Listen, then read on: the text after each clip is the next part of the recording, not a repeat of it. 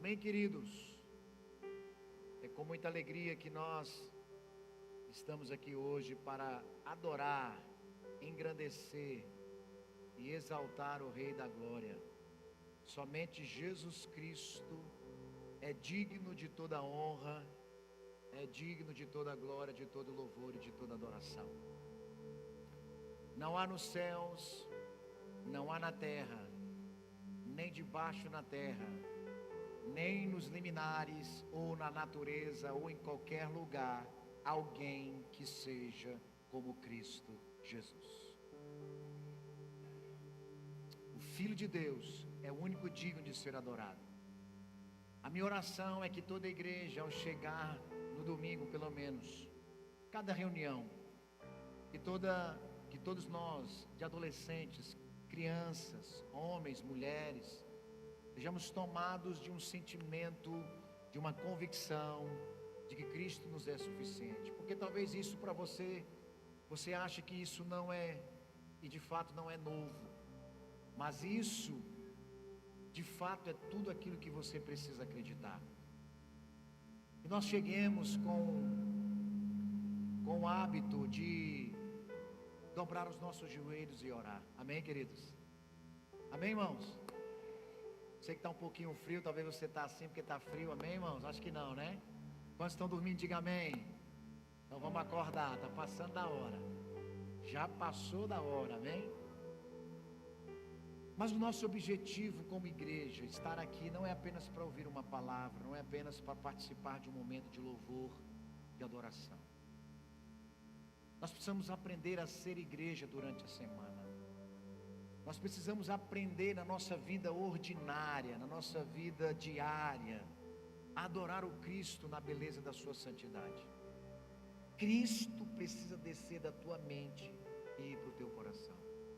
Mas isso só é possível pelo poder do Espírito Santo de Deus. Então que a gente crie o hábito de chegar na igreja, dobrar os nossos joelhos e orar. Já vi com a expectativa de buscar a face do Cristo Redentor, porque assim nós teremos uma vida aonde entenderemos o propósito do qual Ele nos fez, que é para adorá-lo, que é para exaltá-lo, e o nosso coração andará menos ansioso, o nosso coração andará menos angustiado, porque Cristo se tornará pleno em nossos corações. Nós estamos numa saga de Romanos, o livro de Romanos, e Deus tem falado muito ao nosso coração. Muitos irmãos têm dado um feedback, têm dado um retorno daquilo que Cristo tem feito nas suas vidas, mas nós precisamos de uma resposta a mais. Amém? Amém? Você precisa dar uma resposta a mais por tudo aquilo que o Calvário, por tudo aquilo que a obra da cruz revelou para mim e para você. Precisamos dar uma resposta a mais. Antes da gente orar pelas crianças e entrarmos na palavra, esse domingo agora, dia 1º de março, nós teremos o nosso café da comunhão e batismo nas águas. Eu acredito que são quantos irmãos? 3? 2 irmãos estarão descendo as águas. O irmão Edson, que entregou a vida para Jesus tem alguns meses. É a oportunidade de convidar a sua família, irmão Edson, e também o Vitor, filho da Cida, enteado do Jonathan, que também estará descendo as águas neste domingo. Se você tem alguém da sua célula, da sua igreja nas casas, que você tem visto seu filho ou alguém que está desejoso de descer as águas, já fez a sua decisão pelo Cristo, mas falta descer as águas, procure o seminarista Delfran. Essa semana será a última semana de aula que vai acontecer aqui na igreja, e domingo nós teremos o café da comunhão e do batismo nas águas. Conto com todos os líderes da casa. Hoje eu estou sentindo falta de muitos pastores, muitos líderes que não vieram, famílias que não vieram, mas domingo de manhã nós não teremos nem a nossa reunião pós-culto, tá bem, líderes? Aqueles que receberam a minha mensagem, deixaremos para o domingo pela manhã, porque faltou muitos líderes, muitos mesmo, e Nós estaremos reunindo no domingo após o batismo das águas, será uma reunião rápida. Então traga o café de sempre. Você que está visitando a igreja, é o momento de você aprender mais do ensino da palavra e também termos o nosso café da comunhão aqui, que será maravilhoso. Então às 8h30 eu aguardo toda a igreja no café da comunhão e depois teremos o nosso batismo nas águas aqui na igreja. Amém? Olha para o irmão que está do seu lado, diga: você está não convidado, convocado a estar aqui domingo 8h30 da manhã. Traga o lanche, amém? Não tem aquele sorvete? Traga a vasilha. Olha o sorvete, traga a vasilha, né, Jaziel? Então traga o mangulão, Jaziel. Traga o café, traga o pão de queijo, traga o pão, traga a rosquinha, traga a Mabel também, não tem problema. Mas juntos vamos juntar o nosso café, como sempre fazemos. Teremos o café às 8h30, logo após o louvor e a palavra. Depois nós teremos o batismo nas águas. E depois, posteriormente, não com você, mas com todos os líderes da casa, teremos uma reunião de manhã. Será uma reunião de alinhamento, será uma reunião abençoada. Eu quero fortalecer aqueles que estão nos visitando pela primeira vez. Está ali aquela família preciosa. Conheço que adolescente, já é pai de uma menina linda, né? A menina é a cara do pai do céu. Mas é linda. E ela estará sendo apresentada domingo que vem aqui. Os conheço há muito tempo. A família dele congregou conosco ali na igreja do Aureni, no Flamboyant. Seus pais. E hoje ele veio com a esposa, né, a cunhada. Sejam muito bem. A sogra. Ai, que maravilha. E eles estarão domingo que vem para adorar a Jesus e apresentar essa linda princesa. Também está aqui o Edson, Ismael, mais Angélica, né? Ismael e Angélica estiveram no nosso jantar de casais lá na sede. Foi uma bênção. O nosso vai acontecer agora em março, a rede de casais. Amém, casais? Teremos a nosso retorno com o jantar de casais, será maravilhoso. E eles foram convidados ali do James e mora aqui em Taquaralto e conversou comigo ontem. Disse: pastor, se eu não estiver trabalhando, ele é marinheiro, estarei com minha esposa e minha filha no domingo. Sejam bem-vindos, queridos, uma alegria recebê-los aqui. Mais alguém? Acho que só, né? Os demais, todos são de casa. Queria convidar aqui as crianças, só as menores. Cadê a Poliane? Qual é a sala que vai sair? É só de 3 a 8, é? Acho que é. Venham aqui somente essas crianças das salas menores. Os demais vão ter que ficar. Por quê, queridos? Nós começamos, de fato, né? Furamos os buracos, pelo menos. Mas a chuva ainda não deixou. E também o pedreiro que vai fazer a obra, o irmão Leilson, que foi um dos responsáveis por essa construção, está com 3 obras e está se dividindo.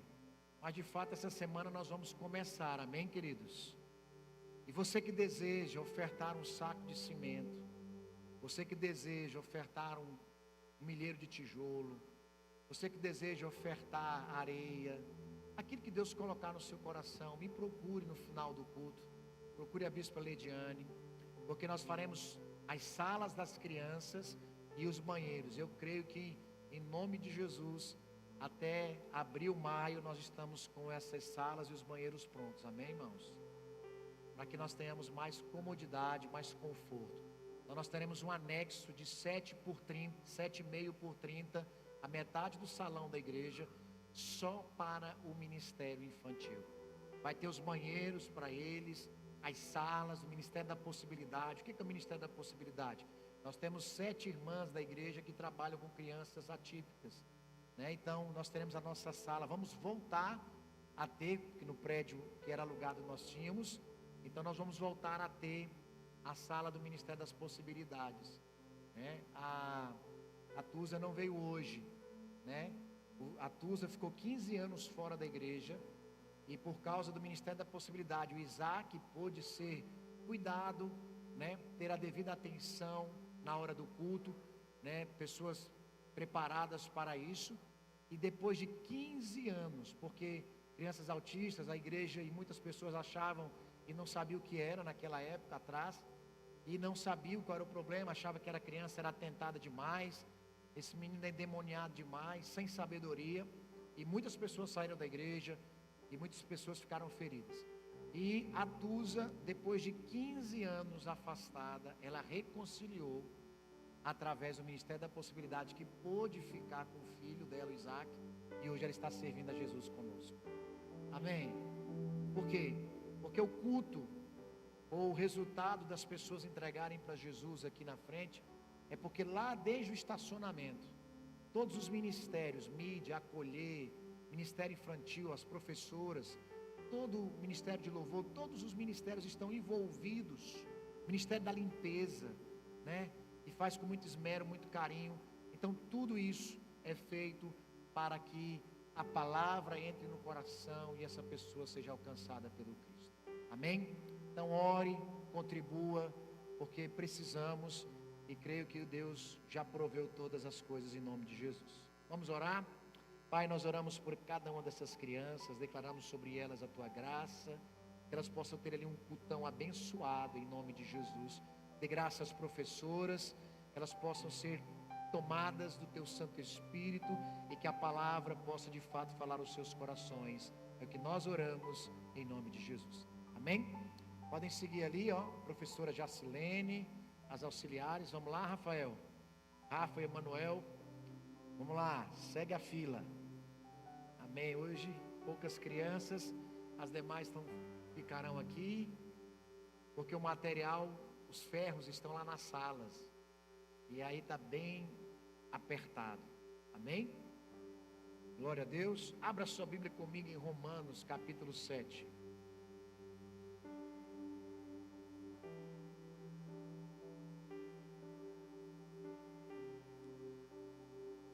Romanos capítulo 7.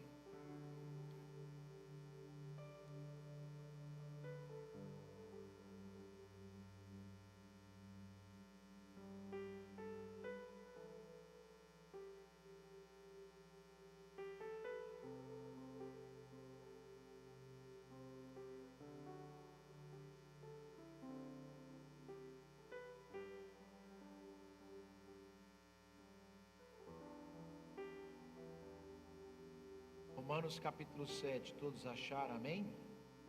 Mesmo assentado, vamos orar. Espírito Santo de Deus, obrigado porque estamos aqui, porque o Senhor nos trouxe a este lugar. Que o Senhor abra o nosso entendimento, que o Senhor abra a nossa mente para compreendermos qual profundidade e largura que é o Evangelho e a pessoa de Jesus Cristo. Pai, nós oramos nessa noite, te pedindo, Espírito Santo, eu te peço que Cristo salte das Escrituras, pelo teu poder, Espírito Santo, e possa de fato entrar em cada coração, falar a cada coração, cortar a cada coração neste lugar. Que a graça do Senhor seja derramada, é o que nós te pedimos, e que o Filho de Deus receba toda a honra, glória, louvor e adoração. Romanos capítulo 7 diz assim: não sabeis vós, irmãos, pois que falo aos que sabem a lei, que a lei tem domínio sobre o homem por todo o tempo que vive? Porque a mulher que está sujeita ao marido, enquanto ele viver, está lhe ligada pela lei, mas morto o marido, está livre da lei do marido. De sorte que vivendo o marido será chamada adúltera se for de outro homem. Mas morto o marido, livre está a lei, e assim não será adúltera se for de outro marido.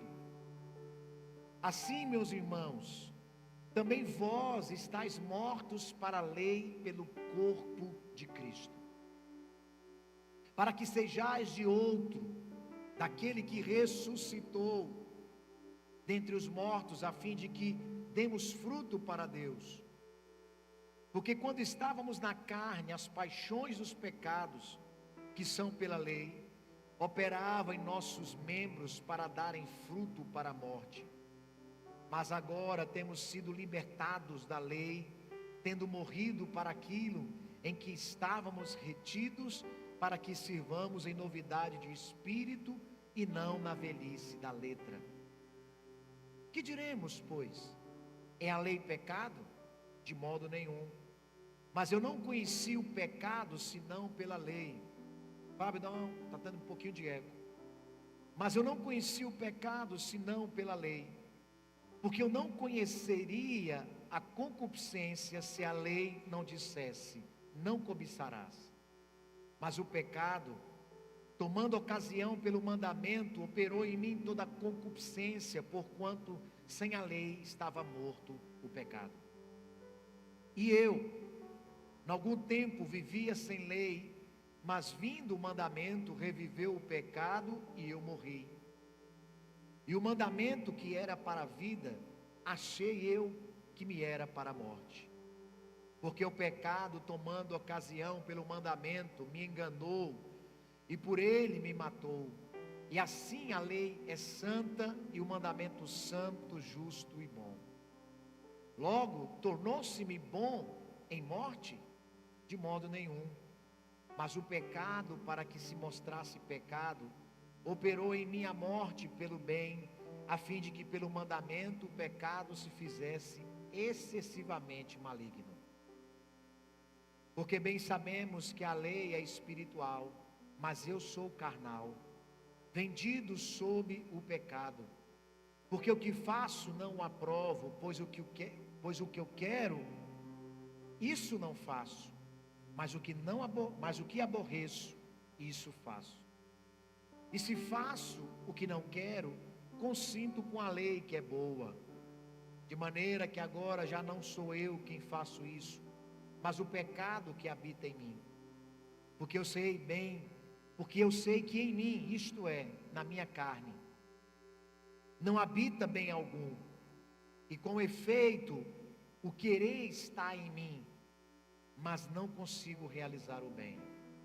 Porque não faço o bem que quero, mas o mal que não quero, este faço. Ora, se eu faço o que não quero, já não faço eu, mas o pecado que habita em mim. Acho então esta lei em mim, que quando quero fazer o bem, o mal está comigo.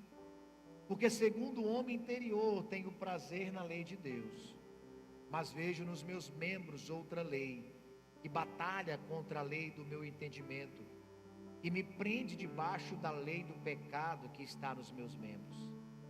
Miserável homem que sou, quem me livrará do corpo dessa morte? Dou graças a Deus, por Jesus Cristo, nosso Senhor, assim que eu mesmo, com entendimento, sirvo a lei de Deus, mas com a carne, a lei do pecado.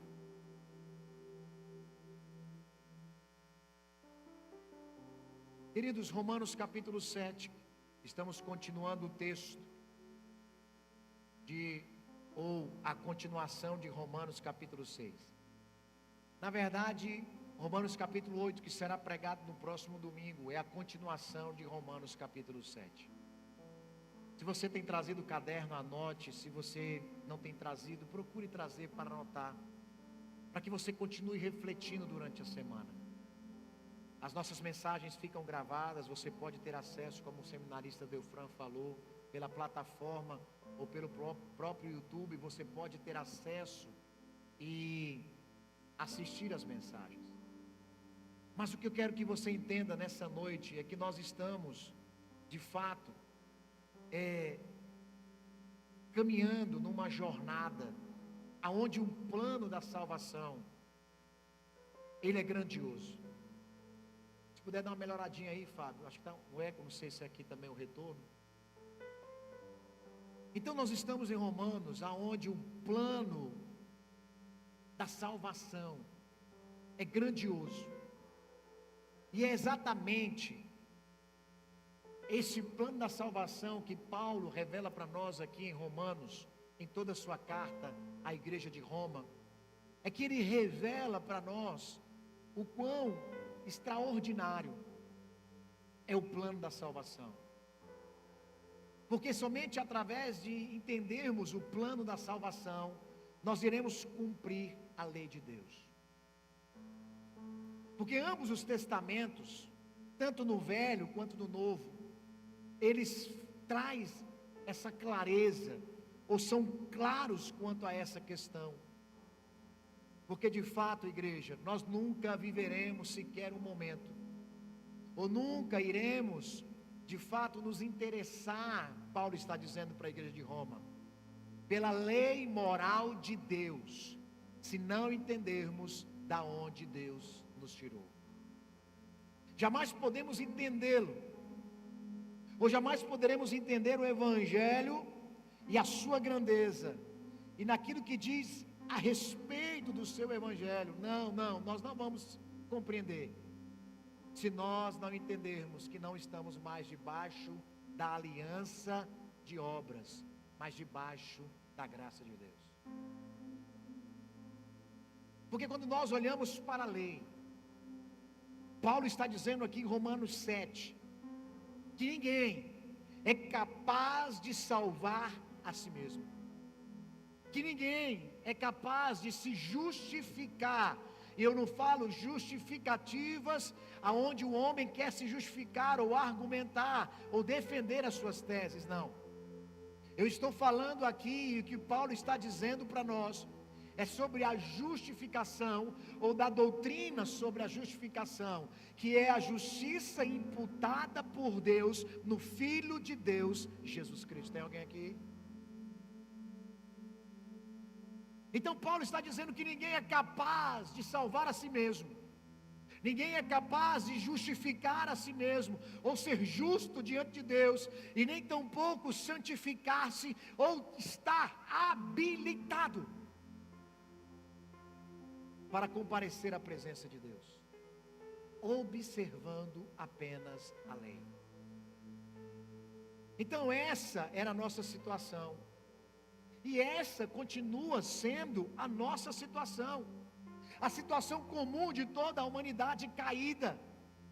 Mas Paulo aqui falando particularmente para os judeus e depois para os gentios dessa igreja, e para nós, judeus estes que discutiam constantemente e que sustentavam que devia-se guardar a lei, e alguém que guardasse a lei cabalmente seria justificado diante de Deus. É tanto que Paulo diz nas primeiras cartas aos Romanos 1, 2 e 3, ele diz que ninguém pode ser justificado diante de Deus, não há um justo sequer na face da terra, não há ninguém que faça o bem, não há ninguém que consiga cumprir a lei 100%, não há ninguém na face da terra. É tanto que quando vamos para Romanos capítulo 4, até mesmo Abraão, o pai na fé, Abraão, patriarca, o nosso pai na fé, mentiu.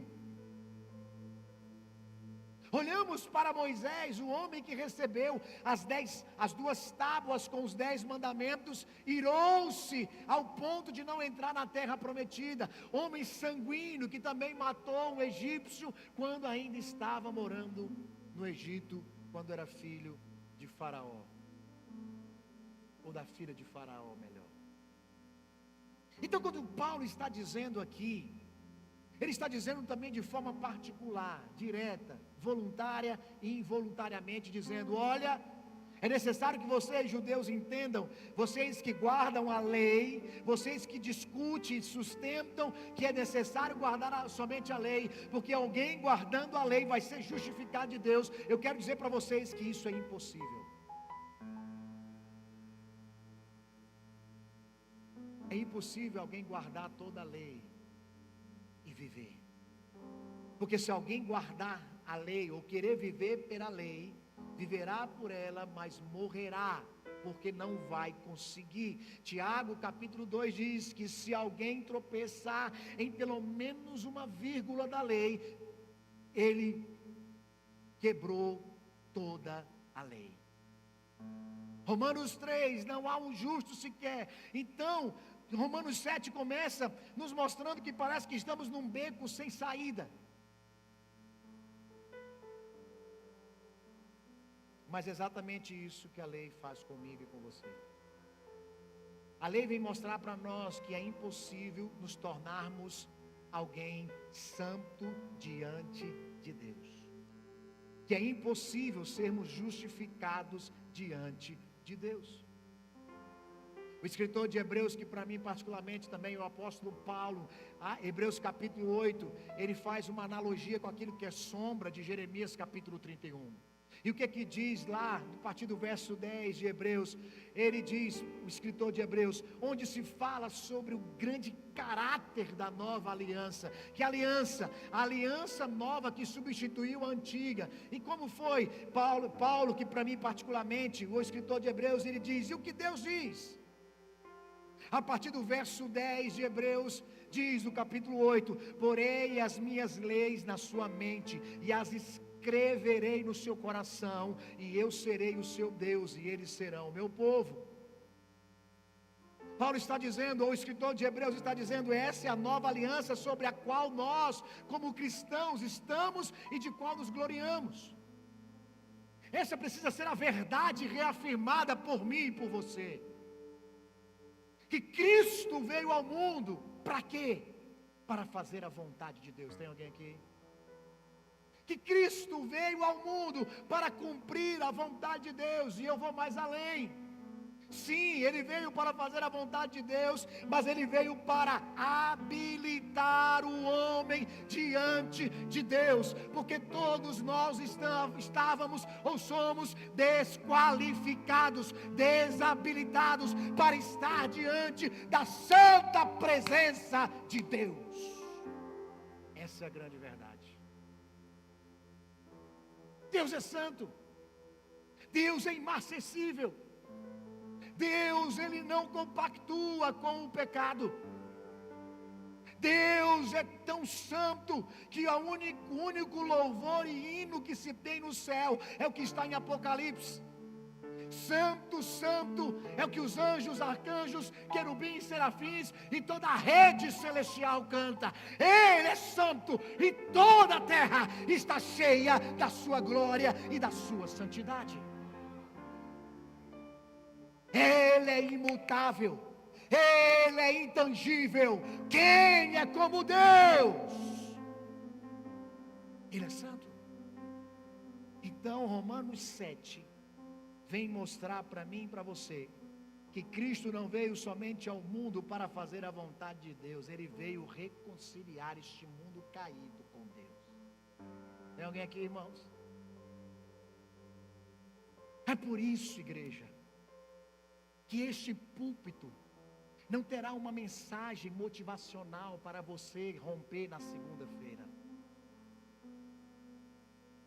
É por isso que esse púlpito não terá uma mensagem carnal. E o que é uma mensagem carnal? Uma mensagem que diga, você vai vencer, porque eu posso estar dizendo que você vai vencer e amanhã você pode morrer.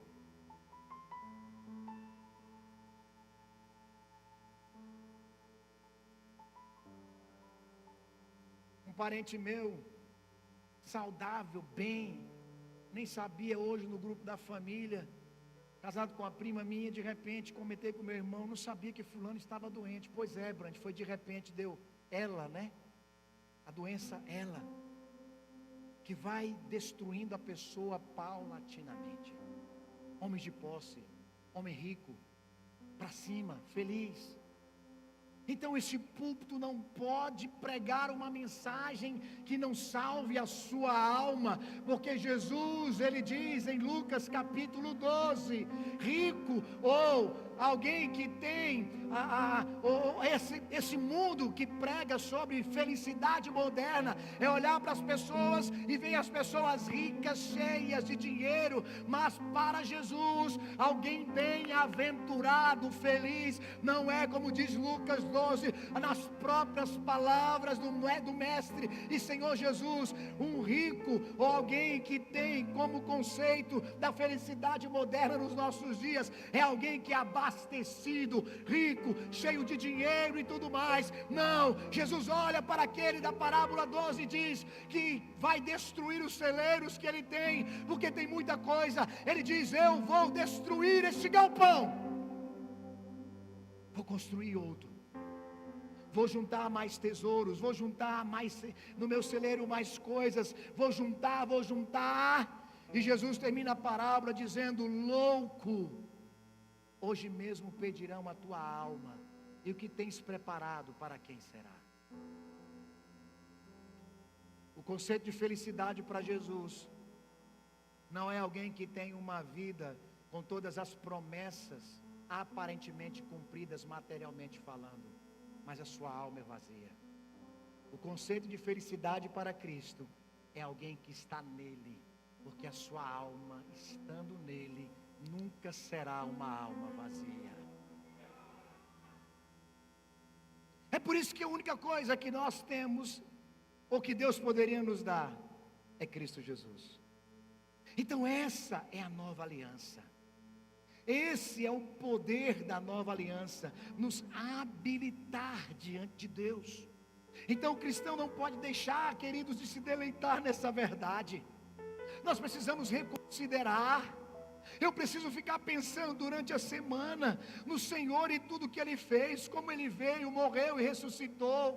Será que você consegue entender? Será que você consegue, pelo menos compreender que um Deus grande que te fez, um Deus que fez os mares, um Deus que os seus pés, a terra é estrado dos seus pés, um Deus que criou as estrelas e chama as estrelas por nome, cada uma delas, o Deus que criou as galáxias, o Deus que fez tudo, um Deus que não cabe em lugar nenhum, se esvaziou da sua grandeza para caber no ventre de uma mulher, para caber no útero de uma virgem. Para quê, pastor? Para eu trocar de carro? Fala sério, irmão. Você acha que evangelho é isso? Para te dar uma casa própria? Para te dar dinheiro na conta? Para você casar? Para você, prosperar? Queridos, muitos ricos que estão hoje no inferno dariam tudo para estar sentado no teu lugar para ouvir uma mensagem como essa de salvação. Quantos que não estão queimando no inferno dizendo: quem me dera ter a oportunidade de ouvir o Evangelho e amar e se deleitar em Cristo Jesus, porque pouco importa, querido, eu não sei se Deus vai te prosperar ou não, eu não sei nada disso, eu só sei que eu e você vivemos melhor do que merecemos, porque estamos aqui com vida, com saúde, vivendo pela graça de Deus, e o que importa, a grande verdade é entender que a justiça de Deus foi imputada no Filho dele, o Cordeiro de Deus morreu, se esvaziou da sua glória, veio nessa terra, morreu numa cruz, para te dar o maior presente de todos, a vida eterna, e o teu nome escrito no livro da vida. Será que tem alguém aqui, irmãos? Então o cristão não pode deixar de se deleitar, em retornar, em considerar Cristo Jesus, como Ele veio, como Ele morreu, como Ele ressuscitou, porque sempre que contemplamos isso, querido, acredite, por favor, algo profundamente vital é renovado em nós.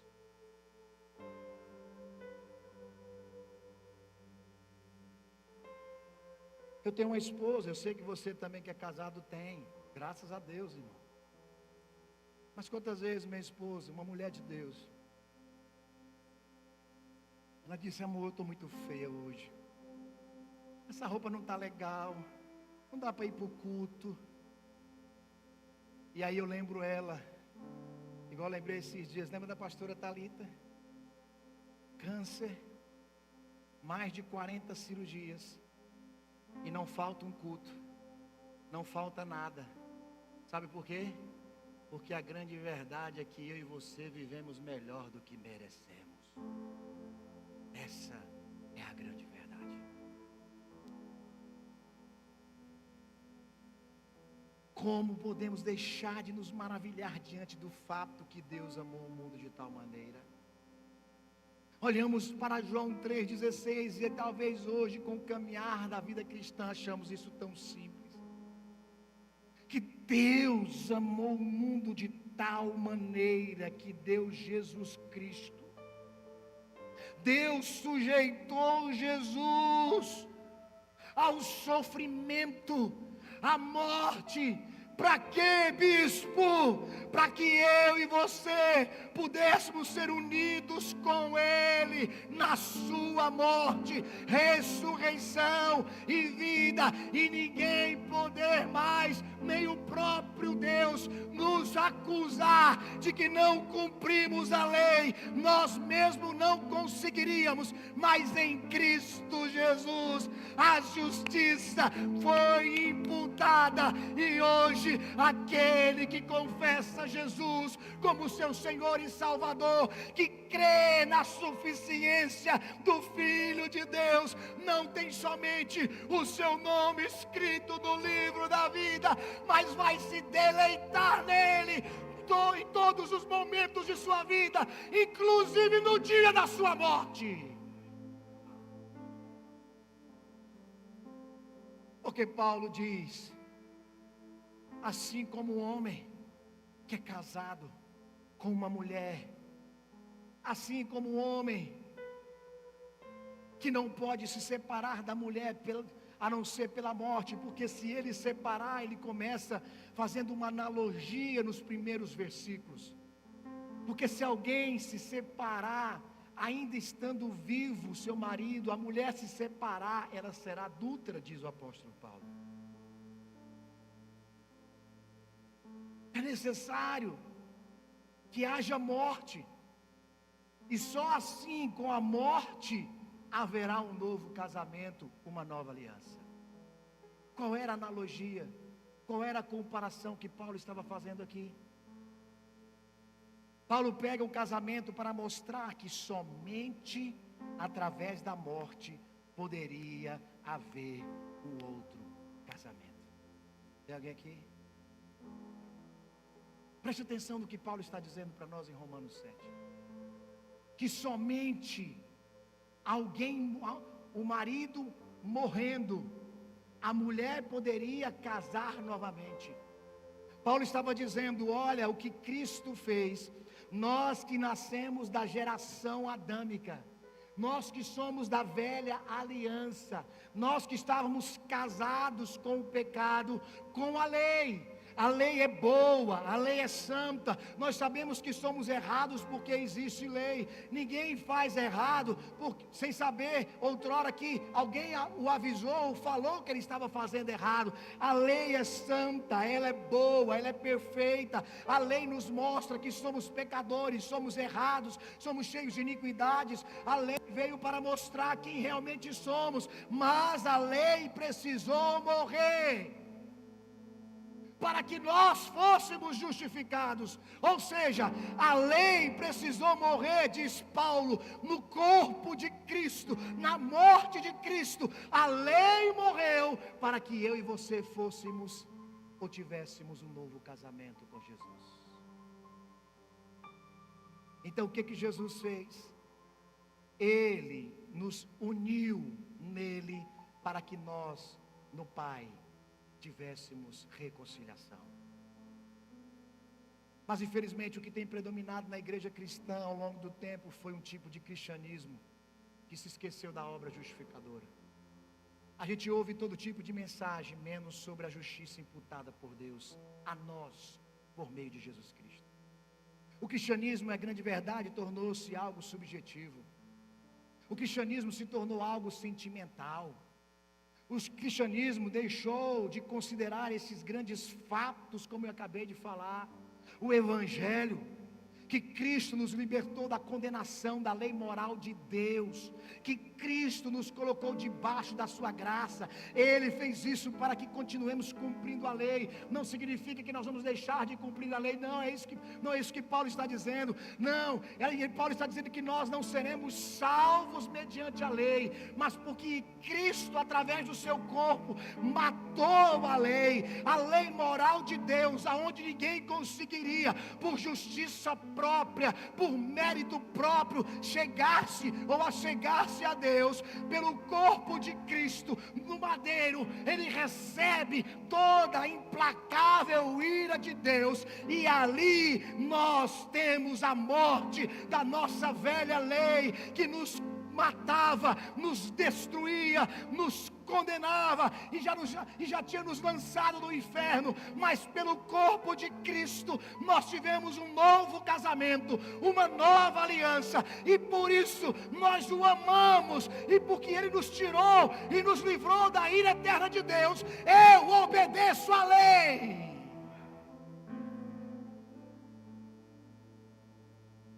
Em outras palavras, a lei levou Cristo à morte, ao exigir dele o pleno cumprimento de suas demandas. Ele, na qualidade de nosso representante, Jesus, satisfez completamente todas as exigências da lei. Paulo está dizendo que era impossível alguém estar casado com o Senhor Jesus Cristo enquanto ainda estava casado com a lei. Porque na cruz, você que praticou o aborto um dia, quitado. Você que um dia como eu foi um ladrãozinho e roubou tantas coisas. Eu lembro que eu preguei na conferência, eu disse: irmãos, eu era terrível lá em Guaraí. Só que eu não quis falar as outras coisas. Eu era tão terrível, malandro, que roubava lá em Guaraí, que eu roubava manga. E todo mundo ficou na expectativa: roubava manga? Tipo assim, manga? Irmãos, roubava manga. Roubei muito dinheiro do meu pai. Entrava no supermercado e roubava coisas. Então todo furto ou todo roubo, aquele que Cristo encontrou, a cruz quitou, pago. Todas as tuas prostituições, mulheres, homens, tudo aquilo que você viveu, a carnalidade e concupiscência, que Romanos 7 diz, todos esses pecados quitados.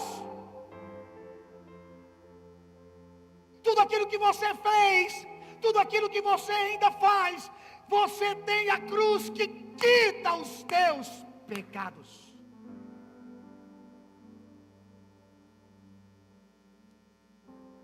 Porque diante da lei moral de Deus, eu e você não chegaríamos nem perto, ou pelo contrário, ficaríamos à distância da terra para o sol.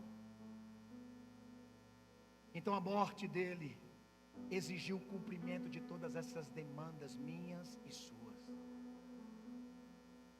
Ele, na qualidade de nosso Senhor, recebeu no seu corpo toda a ira implacável de Deus. É por isso que Paulo usa a ilustração casamento aqui. Porque uma mulher casada está ligada ao marido enquanto ele vive. E se ela se unir a outro homem enquanto o marido ainda vive, será chamada adúltera, diz ele. Mas se o marido morrer, ela fica livre da lei do casamento. E assim ela pode se unir a outro. Então era impossível eu e você, na lei, casarmos com Deus. Mas Jesus Cristo veio como Deus encarnado, matou a morte, matou a lei e nos religou com o Pai. É por isso que nós somos a noiva de Cristo, porque Ele cumpriu cabalmente toda a lei na sua vida.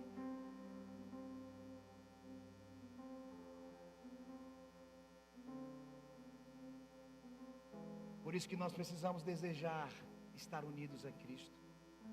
É por isso que a gente precisa, como Paulo afirma, morrermos para a lei em Cristo, porque morremos com Ele. Mas Paulo diz que também em sua morte, nossa antiga relação com a lei, aquela relação de condenação, de acusação, de exigência, foi definitivamente encerrada, aleluia. Já não estamos sobre aquele regime da lei, já não estamos debaixo daquela aliança como meio de justificação. É isso que Jesus fez quando aquela mulher adúltera foi pega em adultério e é levada para o centro da cidade ou da cidadela, e ali todos desejam apedrejar aquela mulher, e então chegam para ele e perguntam: Rabi, mestre, essa mulher foi pega em adultério, e a lei diz de Moisés que ela tem que morrer apedrejada. E Jesus escrevia no chão, e eu não sei o que ele estava escrevendo, daria tudo para saber o que ele estava escrevendo, e de repente ele se levanta, e ele diz para todos os judeus, líderes religiosos e comunidade que ali estava: quem não tiver pecado, que atire a primeira pedra. E o texto diz que todos jogaram suas pedras no chão, de crianças a idosos, de mais novos a mais velhos, e se afastaram, porque todos sabiam que eram incapazes de cumprir a lei.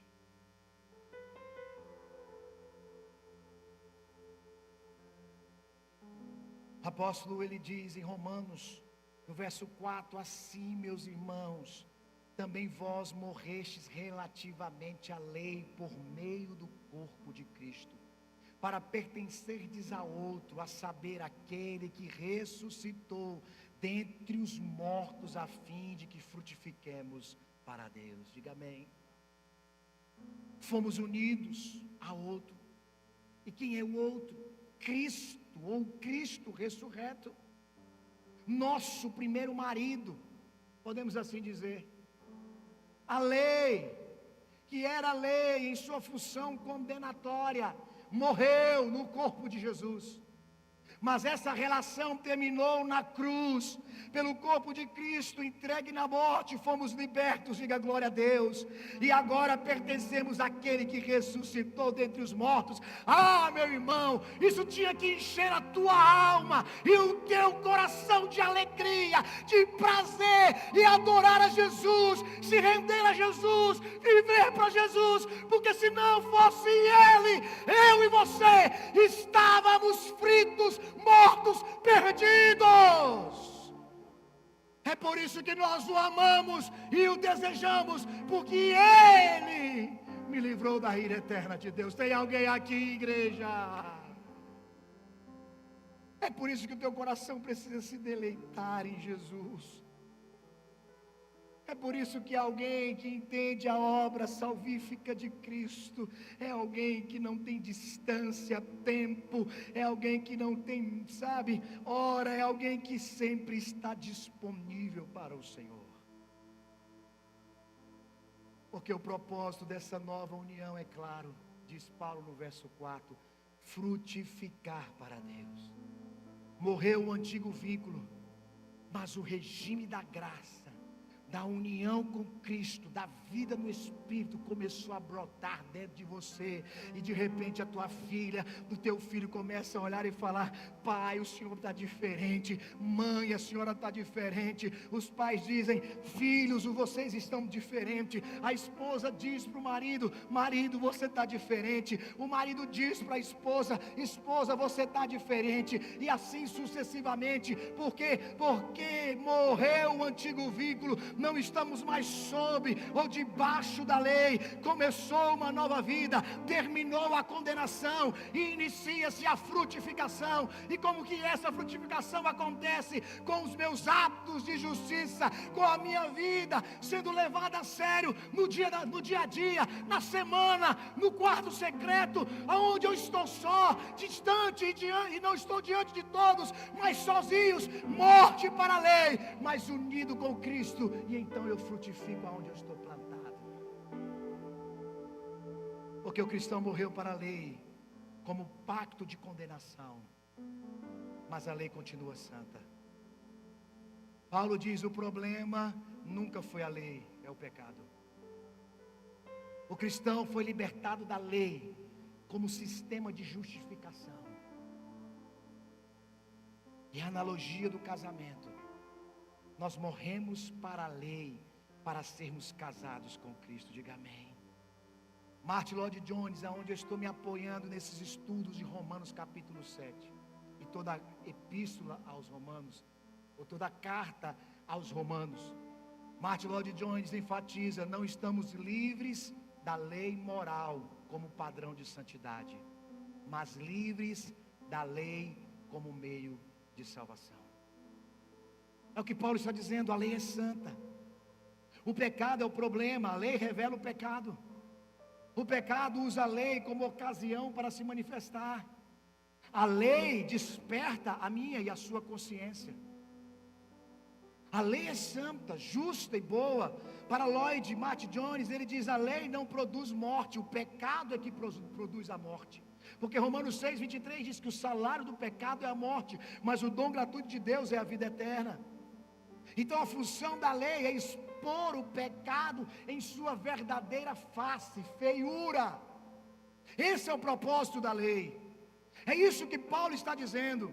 Mas para um crente que foi regenerado pelo sangue do Cordeiro, não como não convertido, não como não regenerado, ele ama a lei de Deus, porque ele passa a odiar o pecado, ele deseja obedecer a Deus, porque ele sabe que experimenta agora conflitos internos, ele reconhece que há outra lei nos seus membros, a lei da carnalidade, daquilo que ele diz, como Paulo mesmo diz no verso 24: miserável homem que sou, quem me livrará do corpo dessa morte? Aquilo que é para ser feito eu não faço, e aquilo que não é para fazer, direto, contumaz, eu estou fazendo. Ele reconhece, ele não faz do pecado algo como um pecado doméstico. O pecado não fica na sua vida como um pecado anestesiado. Irmãos, é sério. Eu não sei como é que muita gente, como é que muitos que se dizem crentes, cristãos, como que ele consegue vir para a igreja, adorar Jesus, e durante a semana ele faz negócios errados. Como que ele consegue ficar anos? Como que ele consegue estar casado e ter uma vida adúltera? Como que ele consegue na igreja mostrar uma coisa e dentro de casa ser um cavalo com os filhos? Ser um bruto ignorante dentro de casa com a esposa? Como que ele consegue ser tão avarento? Eu não entendo pessoas que Deus abençoa, dá para ele uma moto, um carro, abençoa ele, e ele é tão avarento que ele não consegue dar carona para o irmão da igreja. Vai sujar meu banco, o carro é novo, aí eu não posso, é muito longe, vai gastar gasolina. Como que evangelho é esse? Como que as pessoas conseguem viver para Cristo, ou dizer que são de Cristo, mas os seus frutos são frutos que não falam do próprio Cristo? Paulo está dizendo, e eu estou falando é do apóstolo Paulo,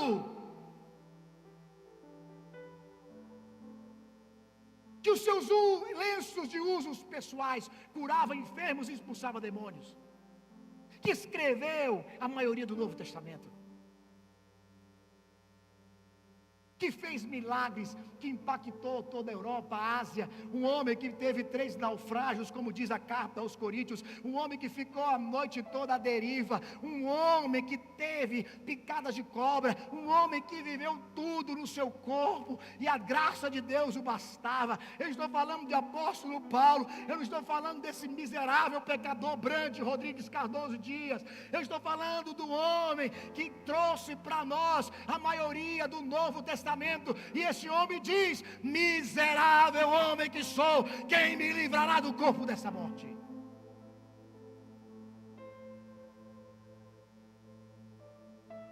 E você acha que sem Jesus você vai conseguir? É que apóstolo Paulo, irmão. Apóstolo Paulo, Só que o apóstolo Paulo nos dá a resposta no verso seguinte: graças a Deus por Jesus Cristo nosso Senhor. Oh, meu irmão, não seja louco de querer entrar no céu por justiça própria. Não seja louco, obtuso, asnático. Meu Deus, o bispo falou uma palavra bonita. O que é isso mesmo? Burro e idiota.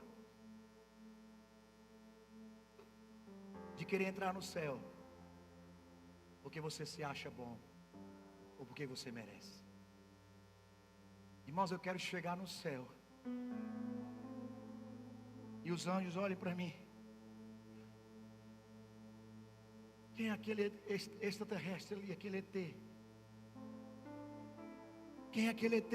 Quem é aquele extraterrestre ali, pastor Pedro? Que os anjos olhem para mim e falem isso, porque eu vou estar todo pintado de vermelho, igual o índio. Eu posso dizer para eles: eu estou aqui é pela pulseirinha black do sangue de Jesus. Eu estou aqui no céu não é por justiça própria. Eu estou todo pintado de vermelho porque eu estou chegando aqui, porque eu não sou louco de chegar ou adentrar as portas celestiais se não for com essas marcas ou com este selo na minha vida do sangue de Jesus. Para alguns essa mensagem entra no ouvido e sai no outro, não tem problema. Mas um dia talvez você vai lembrar desse pobre miserável pregador. Ah, se eu tivesse ouvido aquelas palavras.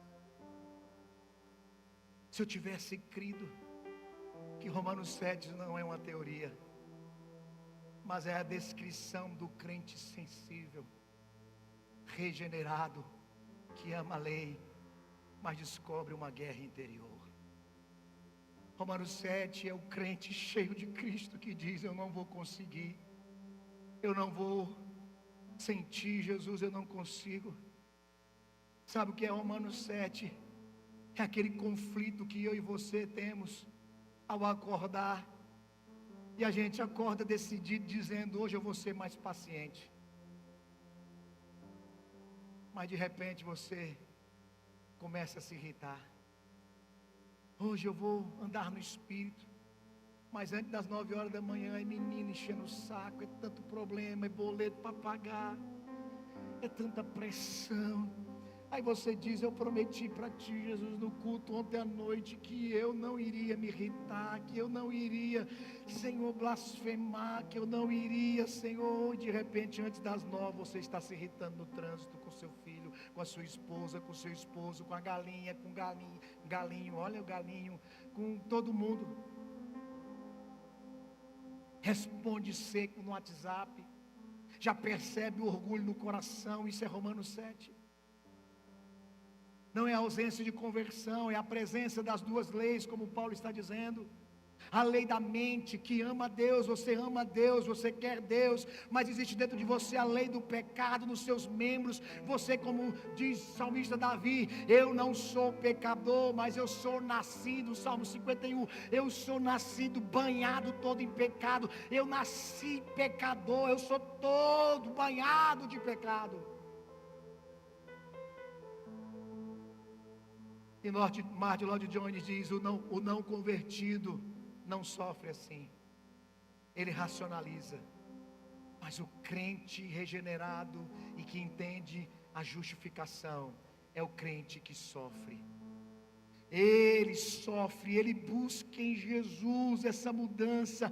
Ele não padroniza, ele não normatiza o pecado. Ele chama Jesus: vem Jesus, porque o Senhor me livrou do corpo da morte, dessa alma que grita e acaba negociando com o pecado. Mas Senhor, eu desejo sinceramente que isso não sirva ou não seja plenamente na minha vida. E ele ora: Senhor, eu quero te amar mais, mas eu sei que durante o dia meu coração se esfria, eu não leio a palavra durante a semana, o meu prazer oscila em ti, Deus. Romanos 7 não é hipocrisia, vem mostrar para os crentes mais espirituais, mais desejosos e famintos de Deus, que é a incapacidade da carne de acompanhar o desejo regenerado, mas ele entende que a sua nova natureza em Cristo Jesus, o deseja perfeitamente, e a carne então resiste àquilo que vem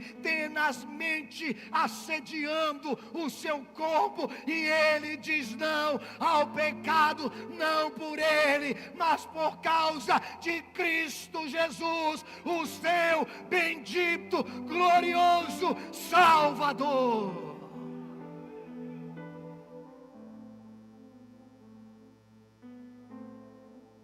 Ele sabe que a luta contra o pecado vai continuar, e que ele já venceu pecados externos, mas ele ainda descobre que há pecados internos na sua vida, que precisam de uma lanterna de Deus mais profunda. Que ele sabe que é uma pessoa orgulhosa, ele sabe que ainda precisa e tem necessidade de reconhecimento. Ele faz comparações. Se fosse eu era melhor. Ele tem uma autossuficiência disfarçada. Quanto mais você cresce, mais você vai percebendo essas camadas internas. E Martin Lloyd Jones diz: o maior problema do cristão maduro não são pecados escandalosos, mas pecados refinados.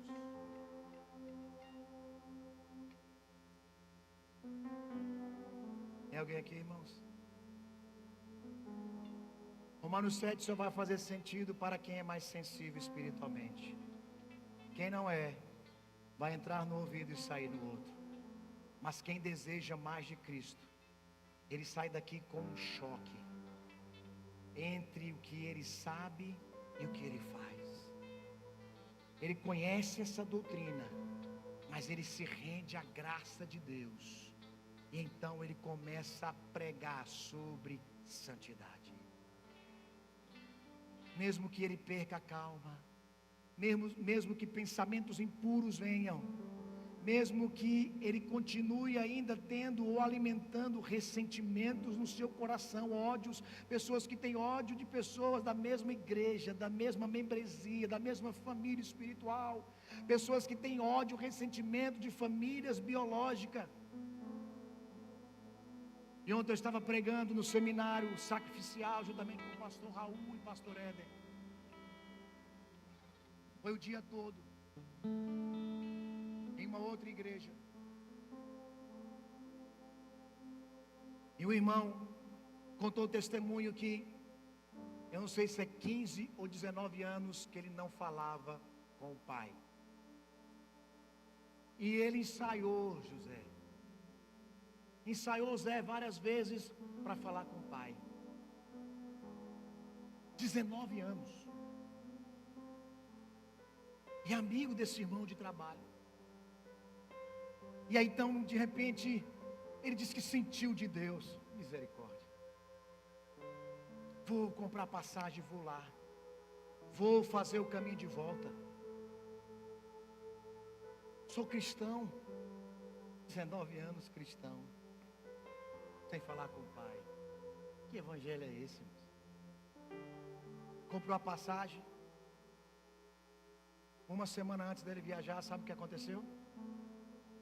O pai morreu. Está em crise, precisando de um psicólogo, de psiquiatra, precisando de ajuda. Porque quando a gente não faz em vida aquilo que tem que ser feito, a única coisa que nos resta é azunhar o caixão e gritar, porque nós não fizemos aquilo que deveria ser feito ainda em vida. Você tem que sair daqui reflexivo. Você tem que sair daqui confrontado, porque isso é o evangelho. Você tem que sair daqui com desejo na tua alma, no teu coração. Isso gere um clamor na tua alma, no teu coração, como de Paulo: miserável homem que sou, quem me livrará do corpo dessa morte? Não é desespero de perdição, não é alguém que está banhado pelo pecado, é a dor da santificação. É alguém que ainda chora Como eu choro, porque muitas das vezes eu fico irado.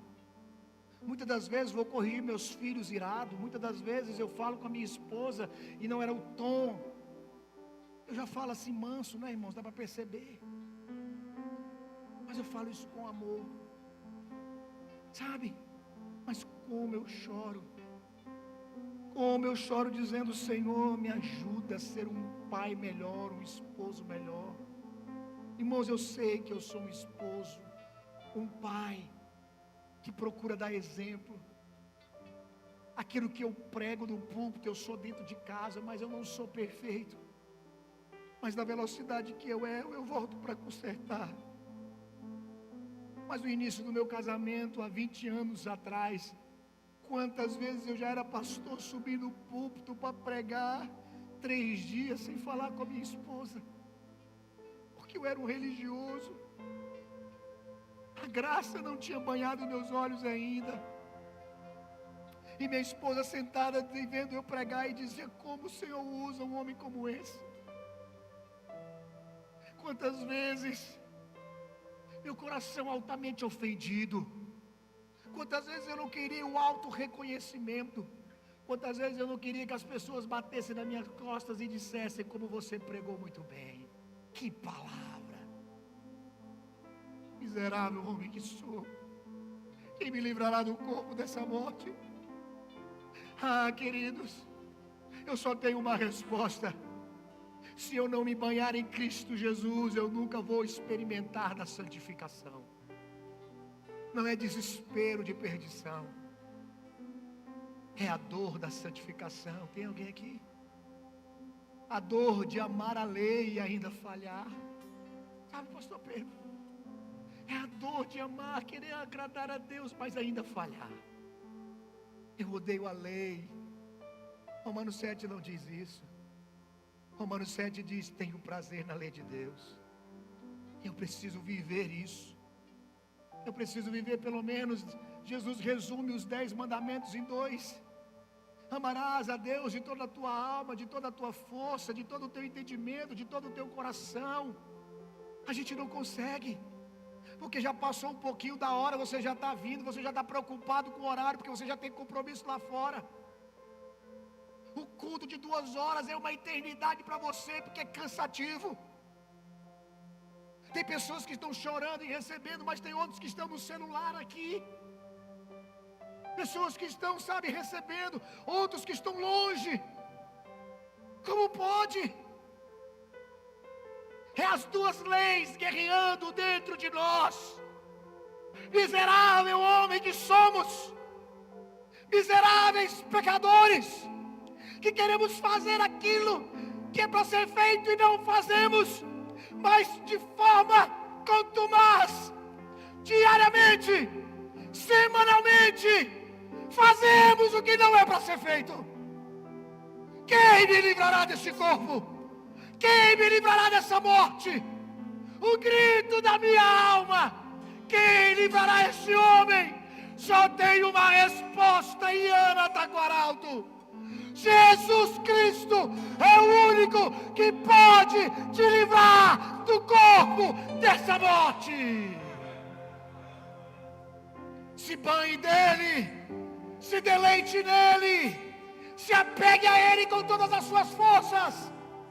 Faça como aquela mulher do fluxo de sangue: eu sou doente, enfermo, eu não tenho força. Dobre os teus joelhos nessa noite, rasgue não as tuas vestes, mas o teu coração, e seja sincero com ele, porque ele sabe quem você já é.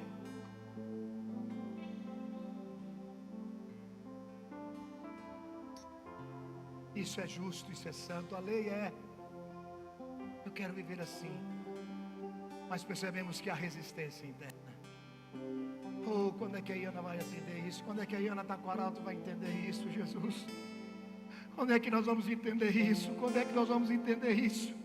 Que queremos viver assim. Não significa que não vamos errar, mas sabe, nós vamos perceber, e isso vai gerar em nós uma humildade profunda. Porque Romanos 7 não nos ensina acomodação, ensina guerra espiritual contra a minha própria carne. guerra contra o meu eu, contra o meu ego, minhas mazelas. Quantas vezes eu fiquei 3 dias dormindo no sofá no início do meu casamento, pastor pregando o evangelho. Escute essa frase: a luta leva à dependência, a fraqueza te leva a ter uma vida rendida à graça, e a tua frustração te levará apenas para um caminho: a cruz. A cruz. Então não saia daqui, não saia daqui feliz, saia daqui ferido, saia daqui dizendo: eu preciso ser a igreja durante a semana, eu preciso ser igreja na minha casa, eu preciso ser igreja no meu trabalho, eu preciso ser igreja no meu casamento, eu preciso ser igreja no meu dia a dia, eu preciso ser igreja, eu preciso. É isso que Romanos 7 gera. Se coloque de pé. É isso que Romanos 7 quebra em nós e nos ensina: uma guerra espiritual contra o meu eu, contra o meu ego. Aleluia. E não pelo estímulo, mas se Deus falou ao teu coração e você não se preocupa com a sua performance, mas com a sua consciência em Deus. Se Deus falou contigo, sai do teu lugar e dobra os teus joelhos aqui enquanto nós adoramos com uma canção. A Ele sejam dadas todas as honras e glórias, louvores e adoração. Aleluia, aleluia, aleluia, aleluia. Oh Espírito Santo de Deus, dobre os seus joelhos aqui à frente. Dobre os seus joelhos aqui à frente e sai do seu lugar. Se você deseja quebrar o orgulho espiritual, Romanos 7 é só para quem é crente e sensível. Romanos 7 é só para quem quer mais de Deus. É só para quem olha no espelho e diz: Cristo, me ajuda, pelo amor de Deus. Tudo é para ti. Oh, aleluia.